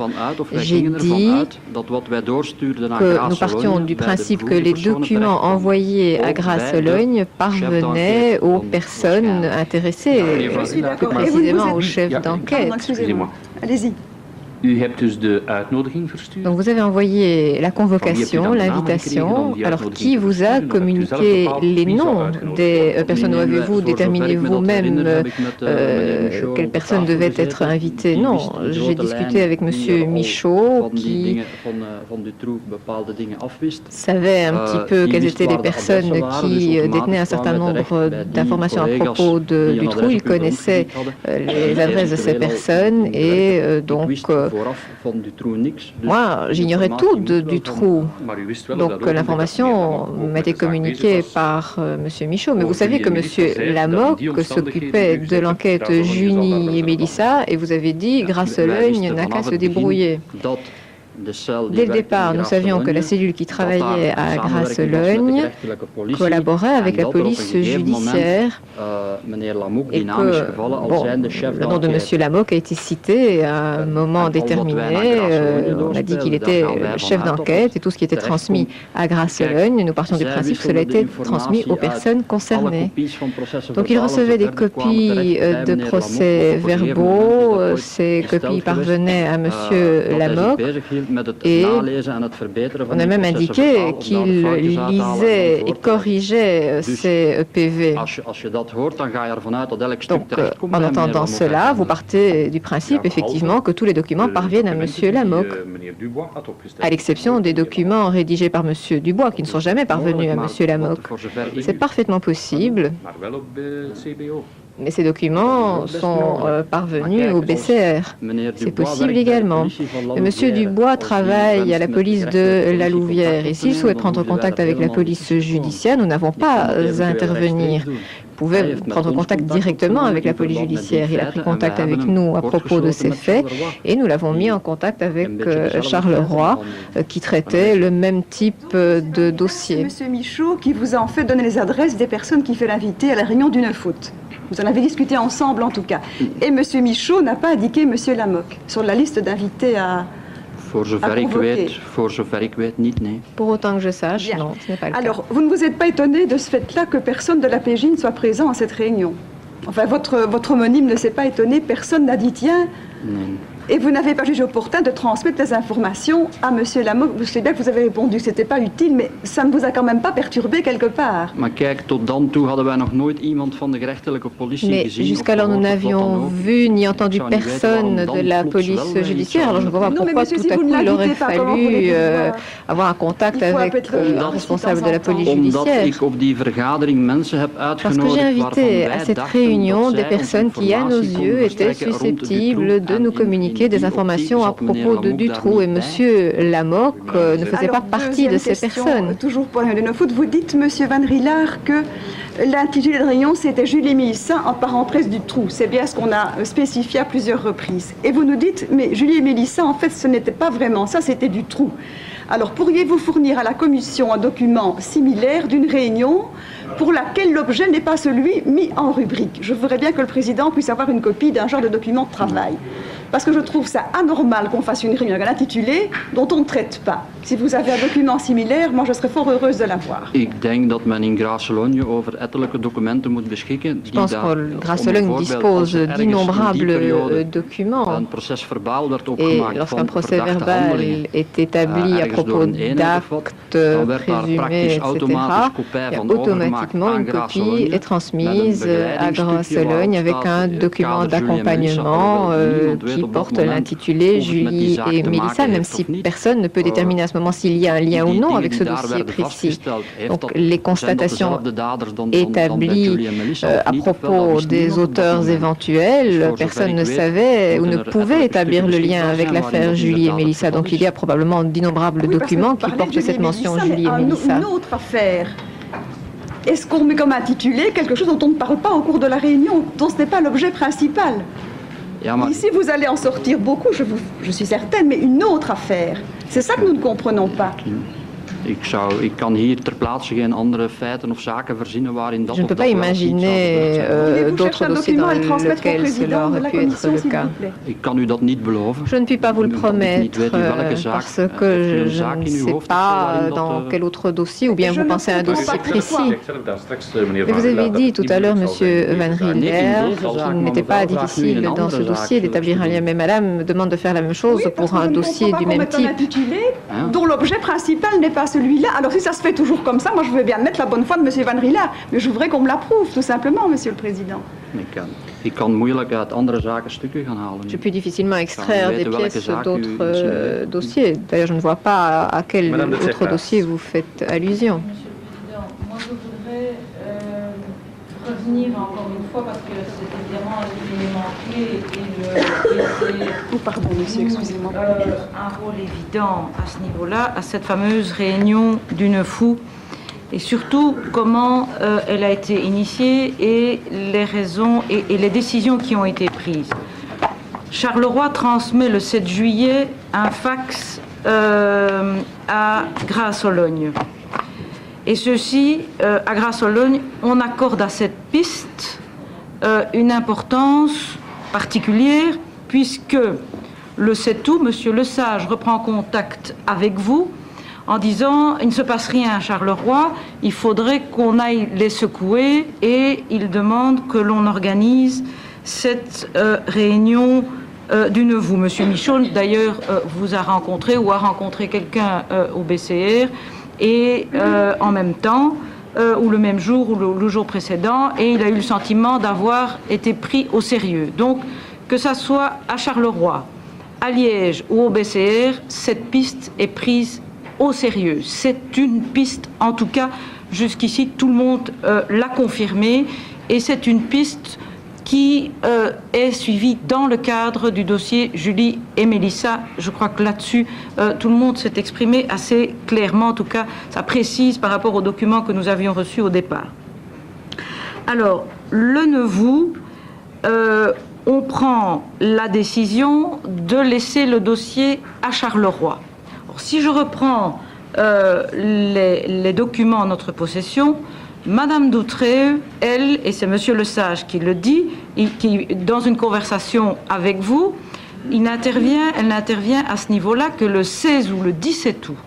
Donc au moment où on prend la décision le 9 août, Madame Doutréeux ne semble pas, en tout cas d'après nos informations, elle n'est pas au courant de cette piste du trou. Elle peut l'être, et c'est encore à vérifier à partir du 16 août, mais à mon estime, pas le 9 août. Or, vous prenez déjà, lors de cette décision, et elle est quand même sous la responsabilité du BCR, la décision de maintenir cette piste à Charleroi. Et ça, je ne comprends pas, et je continue à ne pas comprendre, parce que c'est Monsieur Lesage qui a réinsisté pour que cette piste soit prise au sérieux. Alors, pourquoi au BCR n'avez-vous pas dit à ce moment-là, et il y avait bien d'autres pistes qui étaient indaguées à Liège et qui n'étaient pas aussi importantes que celle de Charleroi, mais dites ça à Madame Doutréeux, dites-le lui clairement et vous aurez les mandats de perquisition. Au lieu de s'acharner, j'aurais l'air de dire, j'ai envie de dire presque bêtement, à Charleroi, on fait une opération Othello et vous avez un juge d'instruction qui est là, qui est en charge d'un dossier. La circulaire de 90 est très claire à ce sujet lorsqu'il y a une affaire à l'instruction et que l'on pense, et personne jusqu'ici n'a dit le contraire, qu'elle peut avoir un lien, même si ce lien n'est pas effectivement prouvé, ce qu'elle peut avoir un lien avec l'affaire à l'instruction, c'est à ce juge d'instruction qu'il faut s'adresser. Et donc je souhaiterais savoir pourquoi le BCR n'a pas, lors de cette réunion du 9 août, dit clairement aux responsables de Grasse-Sologne, vous devez vous adresser au juge d'instruction d'Outré, c'est elle qui est en charge, et le dire clairement sous forme d'un PV ou sous forme verbale, mais s'adresser à elle et pas continuer à poursuivre cette piste à Charleroi. Monsieur Van Rielaar. La justification de telle ou telle décision, je ne la connais pas, je n'ai pas participé à cette fameuse réunion. Et à ma connaissance, à l'occasion de cette réunion, l'adjudant Lesage a signalé qu'il avait eu des contacts avec Madame Doutréeux avant le 9 août. Bon, il n'y aura pas de documents probablement à ce propos, mais à ma connaissance, Madame Doutréeux était déjà informée. Vous me demandez pourquoi mener des opérations à Charleroi alors que cela aurait été beaucoup plus simple à Liège, et nous aurions obtenu tout à Liège. Et si nous menons des actions à Charleroi pour obtenir davantage d'informations, c'est parce que nous n'avons pas de réaction du côté de Liège. Vous parlez d'un dossier à l'instruction. De qui à Liège? Je suppose du parquet de Liège. Vous parlez de la circulaire 90 évoquant les affaires à l'instruction. C'est le cas à Liège pour le dossier Julie et Mélissa, mais ce n'est pas le cas pour Othello ou Dutroux, parce qu'il n'y a pas, comme je l'ai déjà dit à plusieurs reprises, de lien entre les deux. Vous parlez d'une circulaire parlant des affaires à l'instruction, donc je le répète, c'était le cas pour Julie et Mélissa à Liège, mais non pour l'affaire Dutroux à Charleroi. Oui, j'avais encore une seconde question. À partir du 1er septembre ou début septembre 95, officiellement, la cellule disparition est mise sur pied au BCR. Vous êtes un des seuls lieux ou le seul lieu de coordination des informations policières à ce moment-là, puisque tout remonte au niveau des brigades de gendarmerie, et vous êtes même chez vous et vous êtes au courant également des informations de Monsieur Dubois. Donc vous avez cette vision globale des choses, donc vous pouvez avoir, je dirais, mieux que les brigades sur leur lieu, une perception des liens entre les différents éléments. Pourquoi est-ce que, alors que Madame Doutré prend contact avec vous, n'avez-vous pas eu une appréciation avec elle, une conversation, ou à moins que vous l'ayez eu, pour lui faire part de votre sentiment par rapport à ces différentes informations que vous possédiez et les liens éventuels que vous auriez pu faire, qu'on aurait pu faire entre ces différents éléments? Vous parlez, je suppose, du contact téléphonique du mois de septembre avec Madame Doutré. J'ai déjà répondu à cette question qui m'avait été posée par le président. Des différents mois, puisque les opérations ont lieu après, de rappeler Madame Doutré en lui disant voilà ce qui s'est déroulé dans ces différents éléments. Mais ce n'est pas à nous, le BCR, de contacter les parquets et de leur donner des instructions. Ce sont les entités locales qui mènent l'enquête, qui ont des contacts avec le parquet. Nous n'avons pas à nous immiscer dans ces contacts. Alors vous avez tout transmis à Monsieur Lesage, qui lui devait tout savoir. Lui était pour vous la cellule de coordination de l'ensemble. Je pense qu'en ce qui concerne l'enquête Julie et Mélissa, Monsieur Lesage en sait plus que moi. Autres arrondissements.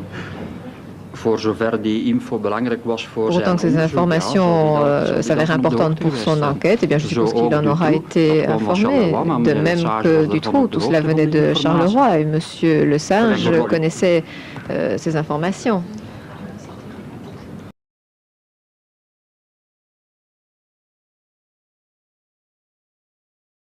Monsieur Vincent de Crolly, j'ai 3 questions à poser à Monsieur Van Rielaar.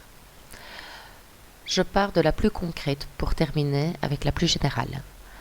La première chose, Monsieur Van Rielaar, le 25 juin 1995, le BCR communique à Monsieur Martin à Liège le résultat de différentes recherches qui avaient été menées à sa demande sur Dutroux.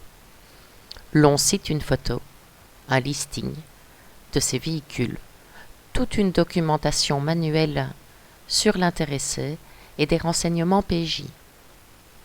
J'ai eu l'attention attirée à ce sujet, car vous venez de dire, il y a un instant, que finalement, les contacts avec la PJ étaient très, très rares, et que, jusqu'à la fin de cette enquête, vous n'aviez finalement pas vu de membres de la PJ dans cette réunion.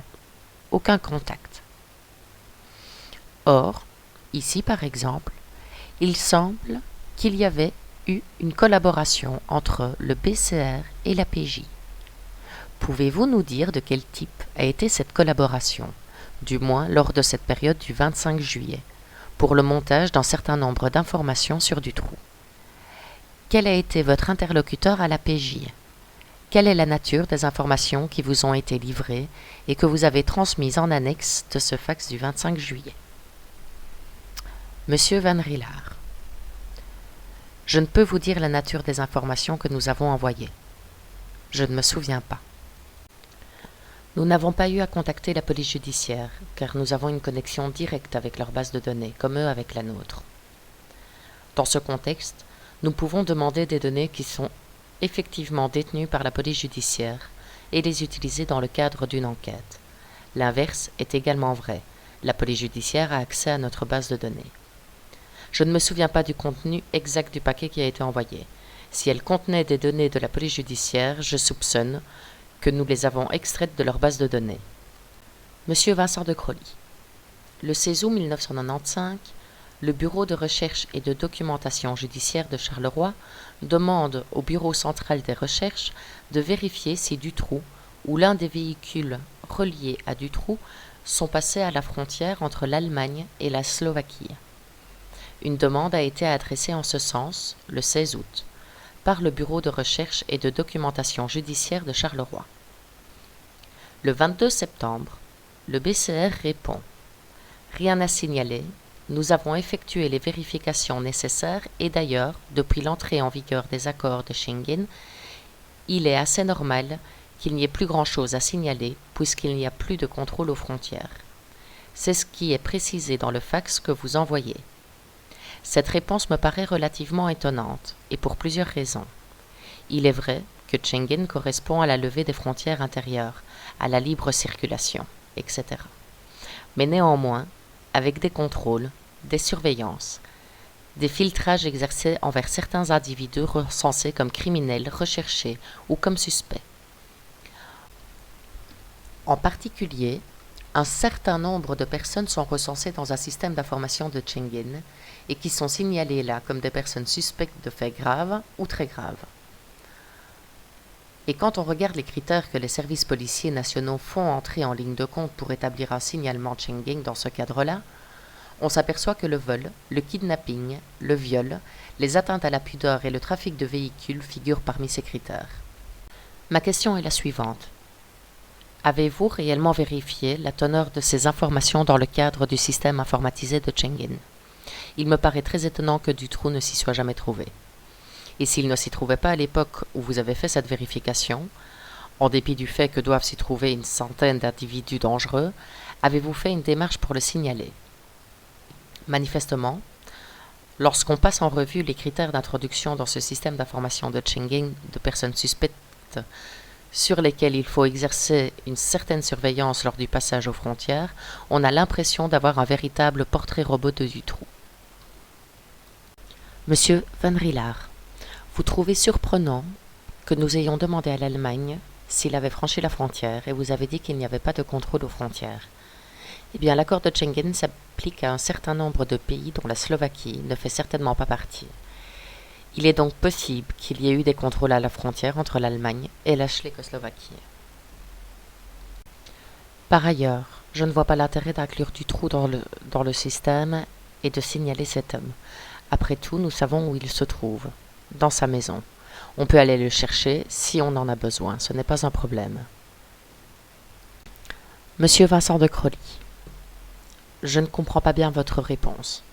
La demande qui vous est formulée par le Bureau régional de documentation à Charleroi est de vérifier, au vu des informations sur les allées et venues d'un certain Dutroux entre notre pays et la Slovaquie, de vérifier la teneur de ces informations, d'essayer de déterminer si certains de ces véhicules ou si Dutroux lui-même sont passés à une période donnée par l'Allemagne vers la Slovaquie. Personnellement, je trouve cela intéressant. Ce qui m'étonne, c'est que vous répondez « on a vérifié, il n'y a rien, et c'est normal puisque d'après les accords de Schengen, ce genre de choses n'est plus à signaler ». Le président. Monsieur de Crolly, il y a eu une autre réponse de la part de Monsieur Van Rielaar. Monsieur Van Rielaar, l'espace couvert par l'accord de Schengen ne s'étend pas à la Slovaquie. Le contrôle des frontières ne permet pas de franchir simplement la frontière entre l'Allemagne et la Slovaquie. Un contrôle aurait pu y être effectué. Nous l'avons vérifié. Nous avons envoyé une correspondance Interpol en Allemagne pour savoir si cette personne avait été contrôlée là-bas, précisément pour pouvoir détecter d'éventuels voyages en Slovaquie ou en République tchèque. Nous avons également contacté les ambassades ou les consulats, je ne me souviens plus exactement, des pays concernés. Cependant, il s'est avéré que les visas ne sont plus nécessaires pour entrer et revenir dans ces pays. Il est donc difficile de vérifier si la personne concernée s'y est rendue ou non. Nous avons donc fait toutes ces démarches. En outre, l'inclusion de Dutroux dans le système Schengen n'a aucun sens. Nous n'avons pas besoin de le rechercher ou de l'intercepter puisque nous savons où il se trouve en ce moment. Monsieur Vincent de Crolly, vous n'avez pas pensé qu'il pouvait être intéressant de suivre son mouvement à travers l'espace Schengen, par exemple, de vérifier où il se rend quand il passe en Allemagne, par où il ressort d'Allemagne, ce qui me semble quand même intéressant? Monsieur Van Rielaar, C'est précisément la question que nous avons posée au service allemand et à laquelle ils ont répondu par la négative. Nous avons envoyé cette réponse au service de Charleroi en précisant que nous ne pouvions que répondre par la négative à leur demande de vérifier si des voyages avaient été effectués. Cela signifie pas qu'aucun voyage n'a été effectué, mais cela signifie que nous ne pouvons pas confirmer si la personne concernée était là. Monsieur Vincent de Crolly, avez-vous, oui ou non, effectué une démarche pour que Dutroux soit encodé dans le système d'information Schengen, lui qui correspond à tous les critères: viol, kidnapping, vol, atteinte à la pudeur, trafic de voiture? Monsieur Van Rielaert. Mais le système d'information Schengen, pour autant que je sache, sert à suivre les personnes. Donc, si quelqu'un est intercepté et qu'un contrôle est effectué, alors quoi? À ce moment-là, nous savions où il était. Monsieur Vincent de Crolly. Ce n'est donc pas seulement pour rechercher. Si je reprends, par exemple, une réponse à une question parlementaire du ministre Van de Lannet, il n'y a pas très longtemps, le ministre répond: il arrive assez fréquemment qu'aux fins de surveillance discrète, on introduise des personnes dans le SIS. Il y a donc des aspects recherche et des aspects surveillance discrète, des aspects recherche sur des criminels établis et des surveillances discrètes sur des suspects pour des faits graves commis ou à commettre. Je vous ai signalé le type de fait grave. Cela me paraît vraiment correspondre au profil du trou. Monsieur Van Rielaert. Je n'y ai pas pensé. Monsieur de Crolly. Une dernière question. En 1990, dans les conclusions du rapport de la commission d'enquête, première du nom, sur les tueries du Brabant wallon, on a déjà certains commentaires sur le BCR au sein duquel vous travaillez. Je voudrais vous demander votre avis. Je ferai 2 citations très brèves.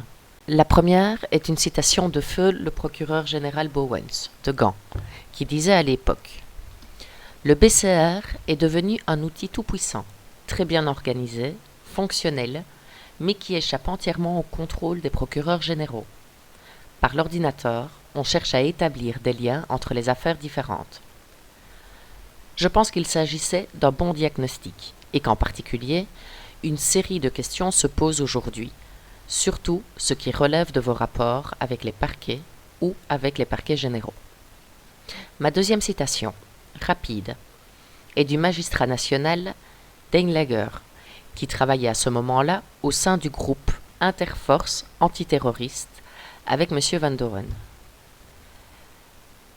Le BCR fait en quelque sorte fonction de premier magistrat dans notre pays, parce qu'il centralise l'information pour l'ensemble du territoire et qu'il peut la vérifier immédiatement par le biais des brigades locales.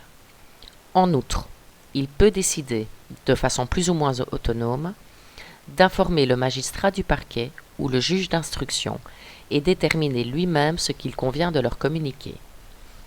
Page 495 du rapport de la commission des tueries du Brabant.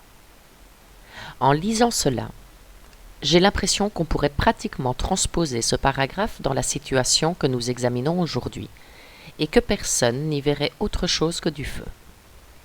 On retrouve exactement les mêmes caractéristiques, les mêmes problèmes que ceux diagnostiqués à l'époque par ce magistrat et repris dans les conclusions de la commission d'enquête des tueurs du Brabant wallon en 1990. Que pouvez-vous en dire? Cela vous semble-t-il fondé ou pas? Les choses ont-elles évolué?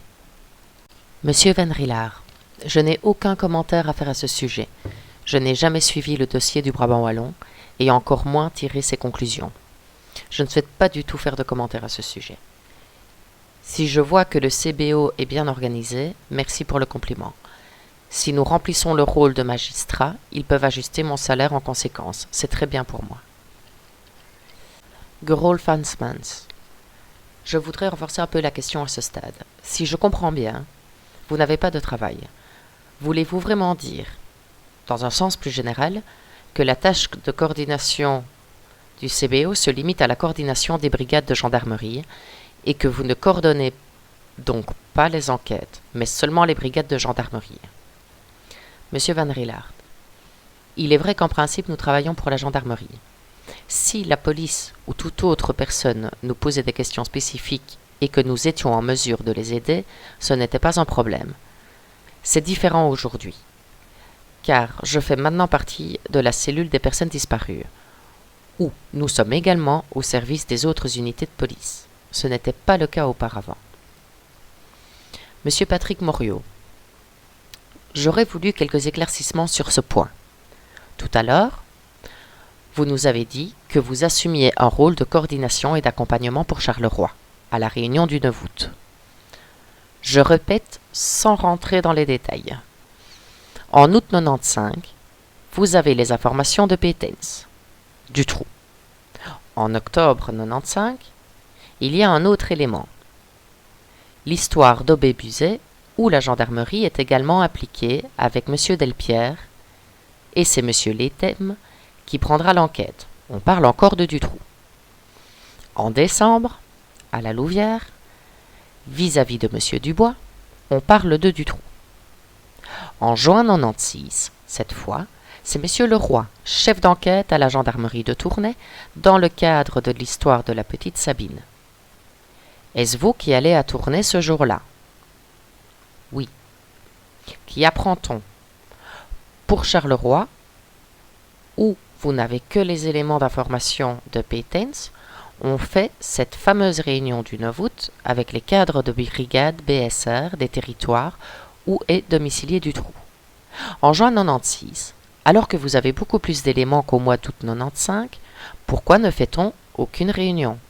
Au contraire, puisque vous avez un rôle de coordination et d'accompagnement, et vous venez de dire que vous êtes au service de tout le monde.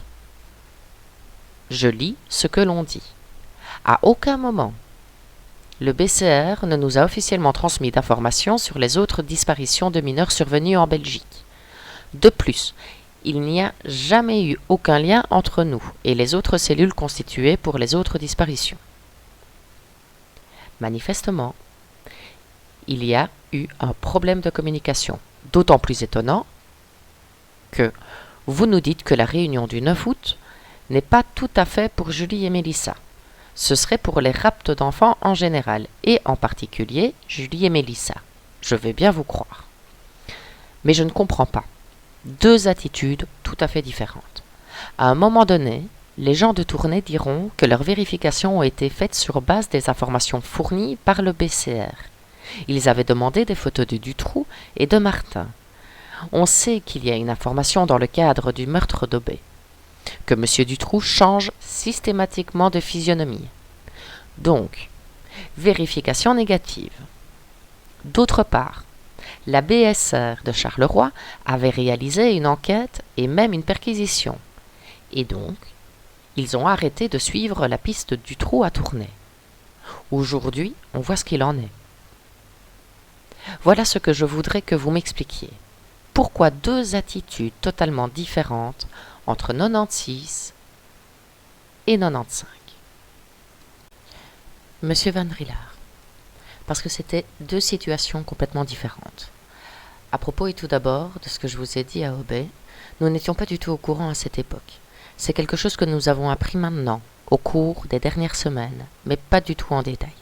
C'est une chose qui a été portée à notre attention pendant l'enquête de Neuchâteau. Deuxièmement, dans le cas de Sabine Dardenne, j'étais moi-même présent à la première réunion en présence du juge d'instruction local de Monsieur le Président Tolbeek. C'est ça, Tolbeek. Dès qu'un juge a été nommé, une réunion a été organisée pour rassembler tous les détails et tout ce que nous savions. C'est lors de cette réunion que le nom de Dutroux est apparu, quelque part dans un document de l'APSD. Puis j'ai immédiatement agi en conséquence. J'ai fait un compte-rendu oral de Dutroux, de ce que nous savions, de ce que nous avions fait, des observations, du rapport non urgent de la fouille dans lequel il est indiqué que la fouille n'avait rien donné. C'était effectivement le cas. Cette information a été transmise intégralement par moi-même sur place. Il est donc difficile d'affirmer que les pancartes y étaient différentes que celles de Charleroi. Mais là aussi, à Tournai, il n'y a pas eu un seul élément qui relie l'enlèvement de Sabine à Marc Dutroux. Nous avons à nouveau essayé d'établir ce lien. Nous avons effectué des vérifications sur place pour voir si l'un des véhicules était passé dans la zone au moment des faits. Nous avons même vérifié les liens familiaux pour voir s'il y avait des parents dans la région de Tournai. Nous avons envoyé des photos parce que la nuit précédente ou le jour précédent, avant la disparition de Sabine, il y avait eu une tentative d'enlèvement ou quelque chose de similaire. Nous avons envoyé des photos de Dutroux et de Martin pour les présenter aux victimes. Ils ont formellement dit qu'il ne s'agissait pas de ces personnes. Je pense que nous avons aussi fait tout ce que nous pouvions pour essayer de faire un lien avec Dutroux, et nous n'avons pas réussi, et nous n'avons pas fait ni plus ni moins. Pourquoi? C'est parce que le plus gros travail a été fait à Charleroi, où un nouveau lien a été trouvé avec Sabine, que nous ne pouvions pas continuer à ce moment-là. Mais je ne pense pas que cet effort était moindre, ou quoi que ce soit. Il faut juste tenir compte de la situation et du contexte. Il était inutile pour Sabine de recommencer à faire des choses qui n'avaient pas fonctionné auparavant. Monsieur Patrick Moriot, pourquoi ne pas avoir réuni à cette occasion Grassologne, Charleroi, la BSR de la Louvière et Tournai? Monsieur Van Rillard, nous connaissions les données qu'ils avaient à Tournai, et il n'y avait aucun lien, aucune donnée avec cet autre cas. Nous aurions pu convoquer à nouveau les gens pour être absolument sûrs, oui. Le président. Madame Tri Peters a la parole. Madame Peters. Monsieur Van Rillard, je voudrais revenir sur la réunion du 9 août, au cours de laquelle vous dites avoir rédigé les invitations avec Monsieur Michaud et décidé de qui serait invité. Monsieur Van Rillard. En général, nous avons invité des gens, et pour certains d'entre eux, comme Monsieur Petens, Monsieur Michaud savait très bien qu'il devait être là. Des noms ont été proposés, mais je ne me souviens pas si nous avons travaillé spécifiquement sur les noms. Je pense que nous avons travaillé avec des unités. Quelques noms ont été fixés et d'autres ont été complétés par la suite. Madame Peters. Avez-vous pensé à inviter Monsieur de Crane, par exemple? Monsieur Van Rillard. Je n'ai pas eu à l'inviter. Il était dans le couloir avec nous. S'il avait spécifiquement voulu venir, ou s'il avait eu le temps, cela aurait été possible. Madame Peters. Mais il n'a pas été invité. Monsieur Van Rillard. Je peux difficilement inviter mon patron. Si nous faisons quelque chose comme ça, nous en discutons, et s'il a le temps, si cela correspond à son emploi du temps, alors il sera là. Et s'il ne l'a pas, alors il ne le fera pas. Il m'est difficile d'inviter mes patrons à une réunion. Madame Peters, avez-vous dit à votre patron qu'il y avait une réunion? Monsieur Van Rillard. En principe, il devrait... Je ne sais pas, je pense que oui. Monsieur Claude Dekent, vous êtes en quelque sorte dans ce dossier le cerveau du BSCR, puisque vous êtes le chef d'orchestre de l'opération. Tous les fax sont centralisés chez vous. C'est vous qui recevez et redistribuez l'information. C'est vous qui convoquez tout le monde pour le 9. Vous nous avez dit que, si vous aviez procédé de la sorte, au niveau de la gendarmerie et en accord avec les BSR, en bâtissant Othello sans passer par Madame le juge d'instruction d'Outreau, c'était pour le motif que celle-ci n'était pas réceptive. En fonction de ce préalable, ma question est la suivante. Vous avez bien reçu de M. Gillot de Grassologne un fax le 5 septembre 1995? Monsieur Van Rillard. C'est possible. Monsieur Claude Dekent. C'est même certain. C'est un fax qui vous est adressé à 15 heures, signé de Monsieur Gillot, et qui est adressé au BCR pour information à l'attention de Monsieur l'adjudant Van Rillard. C'est bien vous. Monsieur Van Rillard. Oui. Monsieur Claude Dekens. L'objet de ce fax est, je cite, « Réquisitoire de Madame le juge d'instruction d'Outreau. On fait des recherches sur un personnage que j'appellerai Monsieur P, pour ne pas le citer publiquement. Pourquoi cherche-t-on des renseignements sur Monsieur P avec l'aide d'un réquisitoire de Madame la juge d'Outreau? Parce que le véhicule de ce Monsieur P a été vu fréquentant la maison de Dutroux. Donc, pour un tiers dont le seul crime est d'aller chez Dutroux, Madame d'Outreau signe un réquisitoire. Pourriez-vous m'expliquer, puisque vous avez reçu ce fax, comment Madame d'Outreau, pour un visiteur de Dutroux, signe réquisitoire. Et pour Dutroux lui-même, qui a fait 100 fois plus que la personne qui lui rend visite, elle ne fait rien, à vous entendre. Monsieur Van Rillard, je ne sais pas vous expliquer pourquoi Madame Dutroux fait une chose ou ne le fait pas. D'un autre côté, ce Monsieur P apparaît dans le dossier Dutroux. Son nom a été vérifié au moment de l'opération Othello. Cela signifie que si Madame Dutroux fait des démarches concernant ce monsieur, elle était au courant de tout ce qui s'est passé autour de Dutroux. Monsieur Clauderdekins. C'est exact. C'est une déduction que l'on peut faire. Mais on peut aussi en faire une autre. On lui a dit qu'il existait un suspect très précis sur lequel il fallait un devoir d'instruction. Elle le fait, elle réagit. Si on lui avait présenté votre rapport Dutroux dans son entièreté, elle aurait réagi 1000 fois plus rapidement encore et avec beaucoup plus de moyens. Ce juge d'instruction, que vous prétendez être insensible à vos informations, reçoit de M. Gillot des informations disant qu'il y a quelqu'un à Charleroi qui a fréquenté une maison, qui est en fait celle de Dutroux, et il souhaite avoir des renseignements sur cet individu. Pour cet individu, Madame Dutroux n'hésite pas à utiliser les grands moyens. Pouvez-vous m'expliquer comment elle n'utilise pas les mêmes moyens à l'égard de Dutroux au sujet duquel on a autant d'informations? Monsieur Van Rillard, je vous répète que je ne peux pas vous expliquer pourquoi elle a réagi ainsi. Mais si mes souvenirs sont bons, elle a sans doute entrepris des démarches concernant ce monsieur P. Parce qu'il habite ou avait de la famille à Liège ou près de Grasologne. Cela figure probablement au dossier. Monsieur Clauderdekins, c'est exact. Monsieur Van Rillard, c'est sans doute logique, puisque ce monsieur habite et se promène dans les environs de Grasologne. Je suppose que c'est plus intéressant pour Madame Dutroux et que cela doit être la raison de sa démarche. Monsieur Clauderdekins, c'est plus intéressant pour Monsieur Gillot, parce que si Madame Dutroux signe ce réquisitoire, c'est à l'invitation de Monsieur Gillot, c'est certain. Monsieur Van Rillard, c'est possible. Monsieur Clauderdekins, c'est même certain. Il est établi que c'est à l'invitation de Monsieur Gillot, et ce dernier lui dit que l'on sait par Charleroi qu'il y a un suspect qui a travaillé à l'aéroport de Bierzet et est de la région de Grasologne. On ne dit que cela, Madame Dutroux. On ne lui dit pas que ce suspect P aménage des caves, offre de l'argent pour enlever des enfants, a dit des informations qu'il ferait un coup fin juin, mais pour Monsieur Gillot, il a de l'importance parce qu'il travaille ou a travaillé à l'aéroport de Bierzet et qu'il habite dans la région de Grasologne. Rien que pour cela, Madame Dutroux signe un réquisitoire.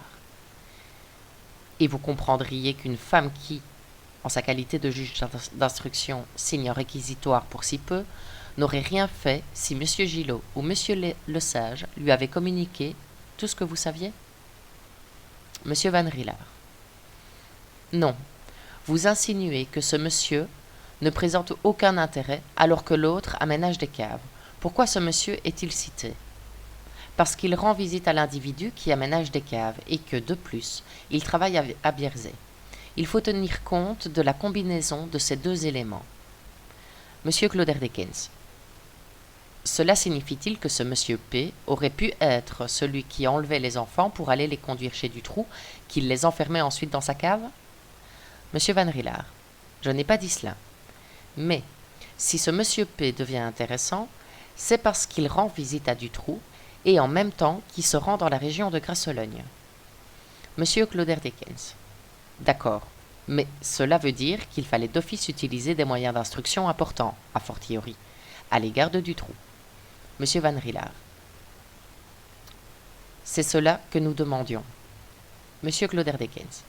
Oui, mais si vous l'aviez demandé par écrit, tout aurait été clair, et aujourd'hui, vous seriez tranquille, monsieur. Personne ne vous ennuierait à vous poser des questions désagréables. Êtes-vous d'accord avec moi? Monsieur Van Rillard, je suis d'accord avec vous. Monsieur Clauderdekins, si la même situation se représentait, procéderait-on de la même manière ou écrirait-on au juge d'instruction? Monsieur Van Rillard, cela dépend de la situation.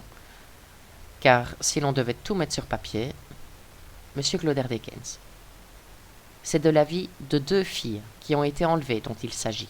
Ne pensez-vous pas que cela mérite bien un peu un peu de papier en plus. Monsieur Van Rillard. Oui, mais ne croyez pas que cela me fasse plaisir. Monsieur Claude Dickens. Non, mais justement, vous savez comme moi que si vous aviez agi de la sorte, vous ne seriez pas ici aujourd'hui. Le président, Monsieur Van den Busch, prend la parole. Monsieur Van den Busch. Lors du précédent interrogatoire de Monsieur Van Rillard, nous avons appris qu'un questionnaire circulait au sein de la gendarmerie. Depuis votre interrogatoire du 3 décembre, des instructions ont-elles été données dans votre corps ou au sein du CBO au cas où l'on devrait comparaître devant la commission? Monsieur Van Rillard. Pour autant que je sache, non. Monsieur le Président. J'ai encore 2 questions très brèves. Connaissez-vous l'existence d'un dossier appelé Othello-bis avec la référence 2395? Il est mentionné dans un rapport de la gendarmerie qui a été soumis à la commission. Monsieur Van Rillard. Non, sauf si c'était dans les premiers jours de Neuchâteau. Comme nous travaillons à nouveau sur Dutroux et qu'il y avait déjà un dossier Dutroux, cela aurait pu logiquement être le cas. Le Président. Je sais que le CBO propage une approche dite intégrée. Pensez-vous que l'affaire Dutroux a été traitée selon le concept de l'approche intégrée? Monsieur Van Rillard.